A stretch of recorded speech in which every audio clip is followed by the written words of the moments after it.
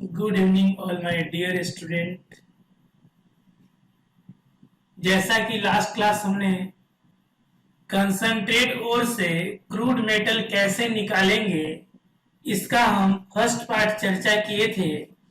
दूसरा जो पार्ट हमारे पास है, मेटालिक ऑक्साइड से रिडक्शन करके मेटल हम कैसे प्राप्त करेंगे, इसको हम देखेंगे कि जो हमारे पास मेटालिक ऑक्साइड है उससे मेटल हम कैसे बनाएंगे by the process of reduction.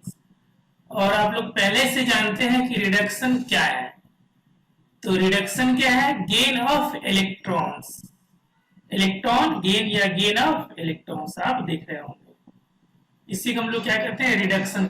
बेहतर रिडक्शन उनको कहा जाएगा जब कोई सब्सटेंस बहुत इजीली इलेक्ट्रॉन को गेन कर पाता है। तो रिडक्शन करने के लिए एक हमारे पास रिड्यूसिंग एजेंट का होना जरूरी है। जैसे इस रिएक्शन में आप देख रहे हैं कि मेटालिक ऑक्साइड हमारे पास है, इनको कार्बन की प्रेजेंस में हीट किया गया है। ध्यान रखेंगे, हीट करके अगर मेटल को प्राप्त करते हैं, ऐसे ही आइसोलेशन के मेथड्स को हम लोग कहते हैं पायरोमेटलर्जी। पायरोमेटलर्जी क्या है कि हीट का यूज करके, टेम्परेचर का यूज करके हम लोग मेटालिक ऑक्साइड से मेटल को गेन करते हैं। तो हीट करेंगे in presence of reducing agent. अगर हम ये रिड्यूसिंग एजेंट का यूज नहीं करते तब भी हमारा मेटल रिलीज हो सकता था, लेकिन बहुत बहुत ज्यादा हीट हमें करना पड़ेगा। वह हीट हमारा प्रैक्टिकल लाइफ में इजिली पॉसिबल नहीं है। तो आज का हमारा मेन पॉइंट यही है कि हम रिड्यूसिंग एजेंट का सिलेक्शन कैसे करेंगे। तो इस बात को समझने के लिए कि कौन सा हमारा मेटल या कार्बन या कार्बन मोनोऑक्साइड बेहतर रिड्यूसिंग एजेंट होगा, हम लोग देखेंगे थर्मोडायनेमिक प्रिंसिपल ऑफ मेटलर्जी में कि कौन सा हमारा बेहतर रिड्यूसिंग एजेंट होगा। लेकिन आज सबसे पहले हम ये समझेंगे कि लास्ट क्लास में मीन्स क्लास 11 में आपने जो सीखा था कि del G equals to del H minus T del S, इसका मीनिंग क्या है, इसको हम रिवीजन के तौर पे देख लेते हैं एक बार। इस पॉइंट में हमें मेनली ये समझना है कि कौन सा रिड्यूसिंग एजेंट बेहतर होगा। लेकिन इस बात को समझने से पहले हमें देखना पड़ेगा इलिंगम डायग्राम क्या है। तो इस इलिंगम डायग्राम को आप तीन तरह से देख रहे हैं कि कुछ ग्राफ ऐसा है कि सीधा इंक्रीज कर रहा है, दूसरा हमारा आप देख रहे हैं कि ये लीनियर लाइन में है, और तीसरा आप देख रहे हैं कि डिक्रीज भी कर रहा है। तीन तरह की यहाँ पे ग्राफ है। तो सबसे पहले हम समझेंगे कि इलिंगम डायग्राम क्या है। तो आपको जानकारी दे दे पहली पॉइंट्स, इलिंगम डायग्राम हमारा डेल जी वर्सेस एब्सोल्यूट टेम्परेचर का एक ग्राफ है। दूसरा, इस बात को समझने के लिए, इन सारे ग्राफ को समझने के लिए हमें थर्मोडायनेमिक्स का एक समीकरण जानना है, जो आप इस तरह जानते हैं पहले से कि del G equals to del H T minus del S. और यहां आप जितना भी रिएक्शन देख रहे हैं सब में जनरली ऑक्साइड फॉर्मेशन हुआ है। तो ऑक्साइड जनरली कंबशन प्रोसेस के दौरान बनती है, और जो भी हमारा कंबशन रिएक्शन है खास करके इग्जोथर्मिक है, इग्जोथर्मिक। और आप ये भी जानते हैं कि इग्जोथर्मिक रिएक्शंस के लिए डेल एच का मान जनरली निगेटिव होता है। तो इस बात को हम समझेंगे कि रिएक्शन कब बेहतर होगा। तो हम एग्जांपल लेते हैं। फर्स्ट एग्जांपल जो कि आप देख रहे हैं यहाँ पे कि हमारा जिंक ऑक्सीजन से रिएक्शन करके जिंक ऑक्साइड बनाया है। जिंक ऑक्सीजन से रिएक्शन करके जिंक ऑक्साइड बनाया है।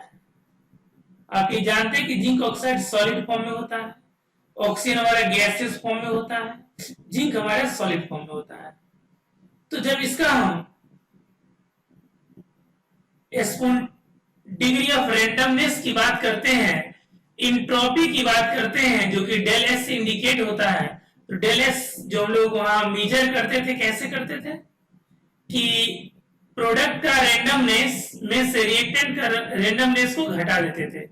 और चूंकि रेंडमनेस हमेशा हमारा क्या होता था, गैसेस फॉर्म में होता था, या तो सॉलिड है तो ये जीरो हो गया प्रोडक्ट का, रिएक्टेंट का ये जीरो है, बट ऑक्सीजन का 1 लेना पड़ेगा।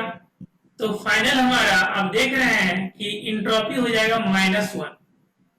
अब इस डेल एस का वैल्यू -1 पुट करेंगे मेन इक्वेशंस में। टेम्परेचर का अगर इनिशियल हम फेज कुछ ले लेते हैं, जैसे 273 केल्विन या 300 केल्विन के आसपास का टेम्परेचर देखेंगे, और इस रिएक्शंस के लिए जनरल डेल एच का मान जो है लगभग 700 होता है। तो डेल जी क्या हो जाएगा 700, अगर 300 केल्विन टेम्परेचर हम ले लें और डेल एस का मान क्या है -1, तो फाइनल क्या हो जाएगा 700, ये माइनस माइनस प्लस हो जाएगी 300, रिजल्टेंट हमारा आ गया -400। मीन्स यहां पे डेल जी का वैल्यू -400 है, जो कि आप देख रहे हैं 300 केल्विन। अगर मान लीजिए हम इसको 600 केल्विन कर देते हैं तो क्या होगा रिजल्ट,